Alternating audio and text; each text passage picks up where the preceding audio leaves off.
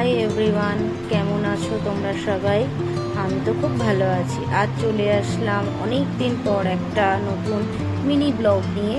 এটা একটা রান্নার ভিডিও, বেশ অনেক দিন পরই ভিডিওটা করছি। আমি যেটা বানাচ্ছি সেটা হচ্ছে পটলের দোরমা। তো পটলের দোরমা করতে পটলগুলো ভালো করে ছাড়িয়ে নিয়ে নুন হলুদ দিয়ে মাখিয়ে নিয়েছি, নিয়ে একে একে তেলে ভাজবো। পটলগুলোকে নিয়ে সব সুন্দর করে ভাজবো যাতে পটলগুলো ভালোভাবে ভাজা ভাজা হয়। আর মিডিয়াম টু লো ফ্লেমে রেখে পটলগুলো সব ভাজবো। একে একে সব পটলগুলো আমি দিয়ে দিচ্ছি। তো একটু প্রবলেম হচ্ছে রান্না করতে করতে ভিডিও করতে, মানে রান্না আর ভিডিও করতে একটু অসুবিধা হচ্ছে বলে একটু ক্যামেরাটা অত সুন্দর করে করতে পারিনি, তার জন্য আমায় ক্ষমা করে দেবেন। তো এইভাবে পটলগুলো ভেজে নিচ্ছি। তো অনেকগুলো পটল তো আমি কটা কটা করেই ভাজি, 3-4-5টা করে করে ভেজেছি পটলগুলো। এবার এটা হলো পটলের যে ভেতরে যে অংশটা থাকে সেটা, তার সাথে নারকেল আর একটু কাঁচা লঙ্কা দিয়ে বেটেছি। আর এটা হলো চাল মগজ আর কাজু বাদাম বাটা। এই দুটো জিনিস বেটে আমি অনেক আগে রেখে দিয়েছিলাম। আর এটা হচ্ছে পনির, যেটাকে আমি দুধ দিয়ে ভিনেগার দিয়ে ফেটি, মানে ছানা কাটিয়ে ছানাটাকে জল ঝরার জন্য রেখে দিয়েছিলাম। তো এখানে আমি 1 লিটার মতো দুধের ছানা নিয়েছিলাম। পরে এই পটলগুলো আস্তে আস্তে ভাজা হয়ে আসছে। এই যে পটলগুলো এখানে আমি রাখছি ভেজে ভেজে, একটু ভালো করে ছেঁকে ছেঁকে তুলে রাখবেন, কারণ পটলের গায়ে প্রচুর তেল থাকে তো সেই জন্য। আর এটা আমি নিয়েছি কিশমিশ, যেটা ওই পুরের সাথেই আমার লাগবে। এবার এখানে আমার একটু ভুল হয়েছে, যেটা আমার একটু দেখাতে ভুল হয়ে গেছিলো, কারণ আমি ভিডিও করতে পারিনি। এত রান্না করার সাথে সাথে একা একা ভিডিও করাটা খুব চাপের হয়ে যায়, যার কারণে প্রথমে তেল গরম করে তাতে দেবেন আদা বাটা, সামান্য হলুদ, একটু জিরে গুঁড়ো, একটু ধনে গুঁড়ো, একটু লঙ্কার গুঁড়ো। তারপরে দেবেন যেই মশলাটা, সেটা হচ্ছে চাল মগজ কাজু বাদাম বাটা। আর তার আগে যেই একটা বাটা আমি রেখে দিয়েছিলাম, সেটা নারকেল বাটা, পটলের ভেতরের অংশটা আর 2টো লঙ্কা দিয়ে বেটে রেখেছিলাম, সেটাও তার আগে দিয়ে দিয়েছিলাম। দিয়ে একসাথে ভালো করে বেটে একটু নাড়াচাড়া করবে। নাড়াচাড়া করতে করতে যতক্ষণ না তেল বেরিয়ে আসে ততক্ষণ ধরে নাড়াচাড়া করবেন। তো আমি এই জায়গাটা একটু ভেবাচাকা গিয়েছিলাম, কারণ আমি অনেকক্ষণ ধরেই নাড়াচাড়া করছিলাম, কিন্তু মশলাটা ভাজা ভাজা হচ্ছিল না। তারপর মনে হলো হয়তো একটু তেল কম হয়েছে, আর একটু তেল দিয়ে ভাজছিলাম। দিলাম নুন, সঙ্গে দিলাম একটু চিনি দিয়ে ভালো করে এটাকে ভাজা ভাজা করতে হবে। ভালো করে কন্টিনিউ নাড়িয়ে যেতে হবে, যেহেতু কী বলে নারকেল আছে তো নারকেলগুলো, মানে কাজু বাদাম আছে, এগুলো নিচে লেগে যেতে পারে, তার জন্য কন্টিনিউ কড়াইতে আপনাকে হাতা নাড়িয়ে যেতে হবে। এই হলো পনিরটাকে আমি একটু গুঁড়ো গুঁড়ো করে নিচ্ছি। ভালো করে একটু গুঁড়ো গুঁড়ো করে ম্যাশ করে নেবেন, তাহলে খুব ভালো। একদম বেশি ম্যাশ না হয়, কিন্তু পনিরটা একটু ঝুড়ো ঝুড়ো করে নেবেন। অ্যাকচুয়ালি যেটা বলতে চেয়েছি, পনিরটাকে ঝুড়ো ঝুড়ো করে আপনি রাখবেন। তারপর আমি এই মিডিয়াম টু লো ফ্লেমেই এই একইভাবে মশলাটাকে কষাতে কষাতে তেলটা ছেড়ে যখন আসবে তখন পনিরগুলো দিয়ে দেবো। তো আমি কন্টিনিউ এইভাবে কষিয়েই যাচ্ছি, কারণ এটা কষাতে কিন্তু অনেকটা টাইম লাগে। একটু ধীরে সুস্থে টাইম নিয়ে কষাবেন। এই যে মশলাটা দিয়ে তেল ছেড়ে এসেছে, এরপর আমি এতে দিয়ে দেবো পনিরগুলো যা আছে পুরো পনিরগুলো দিয়ে দেবো। একটু ক্যামেরা করতে অসুবিধা হচ্ছিলো, যেহেতু হাতে ক্যামেরা ধরে রান্না করতে গিয়ে একটু অসুবিধা হয়ে যাচ্ছিলো, মানে ধ্যানটা চলে যাচ্ছিলো, যার কারণে ক্যামেরাটা ঠিক করে করতে পারিনি। এর জন্য আমায় সত্যি ক্ষমা করে দেবেন। এই যে পুরটাকে মিশিয়ে নিয়েছি, তার সাথে কিশমিশটাও মিশিয়ে দেবেন, যেটা আমি এটাও ভিডিও করতে ভুলে গেছিলাম। যে কিশমিশগুলো রেখেছিলাম সেই কিশমিশগুলো অলরেডি আমি মিশিয়ে দিয়েছিলাম। এবার এটাকে ভালো করে নাড়াতে হবে, নাড়িয়ে পুরটাকে বের করতে হবে। এবার আর একটা জিনিস যে আমি দেখাতে ভুলে গেছি, পুরের মধ্যে এইভাবে পটলগুলোকে পটলের মধ্যে পুরগুলো ভরে নেবেন।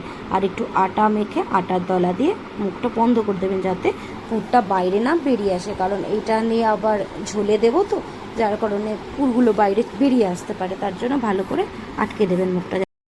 এরপর আমি কড়াইতে তেল আর সাথে একটু ঘি গরম করে তাতে দিয়েছি গরম মশলা ফোড়ন, তারপর দিয়েছি আদা বাটা, তার সঙ্গে দিয়েছি টমেটো পিউরি, যেটাকে বলে টমেটো বাটা। কাঁচা টমেটো মিক্সিতে বেটে দিয়ে দেবেন, দিয়ে ভালো করে নাড়াতে থাকবেন যতক্ষণ না একটু ভাজা ভাজা হয়। আসলে টমেটোর কাঁচা গন্ধটা না যতক্ষণে চলে যায় ততক্ষণ নাড়াতে থাকবেন। এইভাবে আমি কষিয়ে যাচ্ছি রান্নাটাকে। কষাতে কষাতে মিডিয়াম টু লো ফ্লেমেই এটা করেছি। এরপর দিয়েছি একটু হলুদ গুঁড়ো, তারপরে দেব জিরে গুঁড়ো, তারপর দেব ধনে গুঁড়ো। আমি এইভাবে একটু কষাচ্ছিলাম, আমার ক্যামেরাটা করতে সত্যি অসুবিধা হচ্ছিলো। তারপর দিলাম লঙ্কার গুঁড়ো। লঙ্কার গুঁড়ো আমি আরও একটু দিয়ে দিয়েছি, কারণ আমি একটু ঝাল পছন্দ করি, তার জন্য লঙ্কার গুঁড়োটা একটু বেশিই দিয়েছি। তারপর দিলাম নুন, তারপর দিলাম চিনি, আর তারপর দিলাম একটু গরম জল। তো সেইভাবে আমি ভালো করে মশলাটাকে কষাতে থাকলাম। কষাতে কষাতে মশলাটা যখন, এই মশলাটাও ভালো করে কষে তেল ছেড়ে আসবে, তখন আমি এতে দেবো ফ্যাটানো একটু টক দই। তো টক দইটা একটু পরেই দিচ্ছি, যার কারণে মশলাটা একটু ভালো করে কষাতে হচ্ছে, সেই জন্য কষাচ্ছিলাম। কষিয়ে যাচ্ছি, আমার কষাচ্ছি। আর মেন কথা কি বলুন তো, এটা প্রথম রান্না করছি তো একটু প্রবলেম হচ্ছিলো, যার কারণে ক্যামেরাটা পুরোভাবে করতে পারিনি বলে একটু প্রবলেম হচ্ছিলো। এই যে তেলটা ছেড়ে এসেছে, আমি দিয়ে দিলাম অল্প 1 চামচ মতন টক দই। টক দইটা বেশি দিইনি, কারণ অলরেডি টমেটো পড়েছে, তার জন্য টক দইটা বেশি দিইনি, জাস্ট টেস্টের জন্য একটু টমেটোটা দিয়েছিলাম। কষাতে কষাতে তেলটা যখন ছেড়ে আসছে, এটাও খুব ভালো করে কষাবেন। কষাতে কষাতে যখন তেলটাকে ছেড়ে আসবে সুন্দরভাবে, তখন এরপরে দেবে যেই কাজু বাদাম আর চাল মগজ বাটা, সেই কাজু বাদাম আর চাল মগজ বাটা দিয়ে দেবেন। আমি এখানে 3 চামচ মতন দিয়েছিলাম চাল মগজ আর কাজু বাদাম বাটা।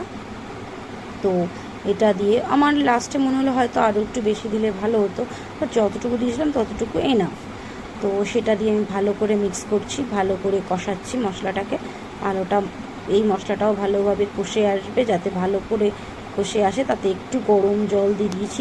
গরম জল দিয়ে আমি অনেকক্ষণ টাইম নিয়ে জিনিসটাকে কষিয়েছি। আর মেন কথা কি বলুন তো, মশলা যত কষাবেন খেতে ততই টেস্টি হয়। এই জন্য মশলাকে খুব সুন্দর করে কষাবেন। ওই কিছুক্ষণ কষে আসলো বা দিয়ে আপনি জল ঢেলে দিলেন, এতে করলে হবে না। মশলা সুন্দরভাবে কষালেই রান্না তত সুন্দর হয়।